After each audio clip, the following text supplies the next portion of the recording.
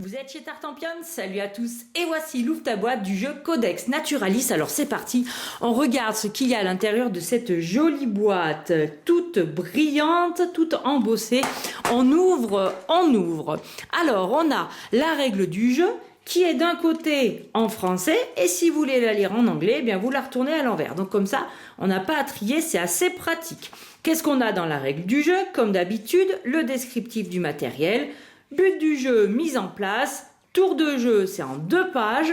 Et fin du jeu, vous voyez, on y est déjà. Après, le descriptif des cartes en détail avec les petites précisions particulières. Et vous voyez, on a déjà terminé. Donc ça a l'air quand même assez simple.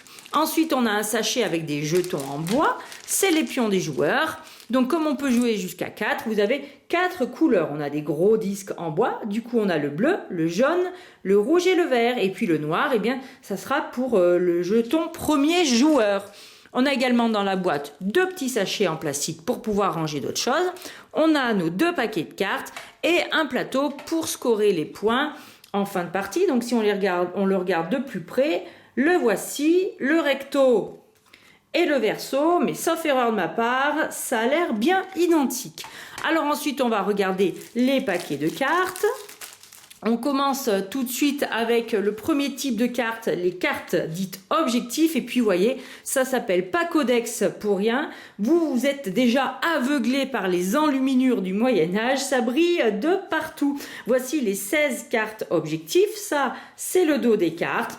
Et de l'autre côté, eh bien, on va retrouver les objectifs à réaliser pour obtenir, je suppose, selon toute vraisemblance, les points de victoire. Voilà, avec certainement l'installation des cartes à réussir les combinaisons à réussir à réaliser pour avoir les points. Donc, soit ici apparemment avec l'installation des cartes, soit ici peut-être avec les types de ressources. Ça permet de présenter les types de ressources. Donc, on a les feuilles. Alors, je connais pas leur nom exact, mais on va dire les feuilles vertes. Les petits renards sur fond bleu, les papillons sur fond violet, et puis on a aussi en icône ressources les cloches sur fond rouge. Voilà un autre type de ressources, donc avec de jolies illustrations. Et là aussi, ça brille de tout feu, et on a les icônes de certains objets qui apparaissent. Ensuite, qu'est-ce qu'on a? On a 6 cartes de départ, certainement pour varier les débuts de partie. Donc vous voyez, on retrouve ici les 4 types de ressources. Voilà le dos. Alors ça, c'est le recto, pardon. Pas le dos, c'est le recto. Le recto des 6 cartes de départ. Le voici. Et ensuite, le verso des cartes de départ, qui est bien différent. On retrouve nos types de ressources. Voilà pour les 6 cartes de départ. Et ensuite, on va avoir des cartes ressources et des cartes dorures dans chacun des types de ressources. Donc, par exemple, si on prend le papillon violet, eh bien, il a tout simplement 10 cartes qui sont des cartes dorures. On le voit à quoi? Eh bien, elles brillent. Et on a après 10 cartes qui sont de type ressources. Vous voyez, elles ne brillent plus. Sur les cartes ressources, eh bien, on retrouve des ressources. Les voici. Donc, elles sont différemment réparties. On a même des petites icônes objets qui apparaissent. Les objets sont, eux, en doré. Voilà. Donc ça, c'est les cartes ressources pour le type violet. Et si on prend les 10 autres cartes violettes, eh bien là, ce sont des cartes dorures. On ne peut pas se tromper puisqu'elles brillent au dos.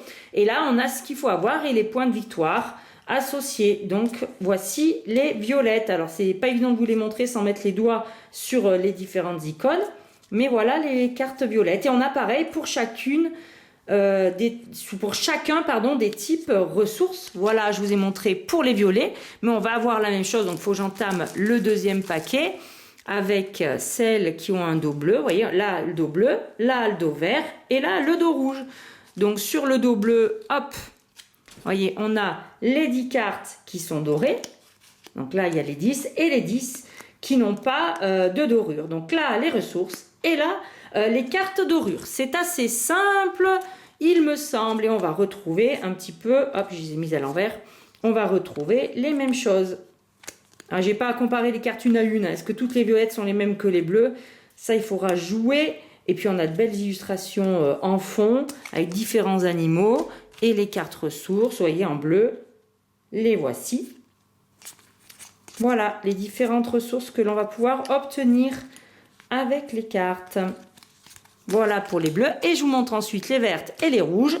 et on aura tout vu. C'est assez simple. Mais c'est joli en tout cas d'avoir réussi à faire des dorures comme ça. Chapeau. Donc voilà, hop, les cartes dorures. Ça brille, c'est doré. Et on retrouve les mêmes types. Voilà, donc je vous ai pratiquement présenté toutes les cartes. Une à une, ça vous permettra de toutes les apprendre par cœur pour être incollable après à Codex quand vous jouez par rapport aux autres joueurs. Si vous les apprenez par cœur, je suis sûre que ça va vous aider. Voilà, et les rouges. Donc on commence avec les ressources. C'est toujours un peu la même répartition, ou 2 ou 3 avec un objet. Il y a même quelques petits points de victoire à glaner. Et là, voyez, on voit qu'on est passé aux dorures. Ça brille pas, ça brille. Voilà pour les cartes dorées.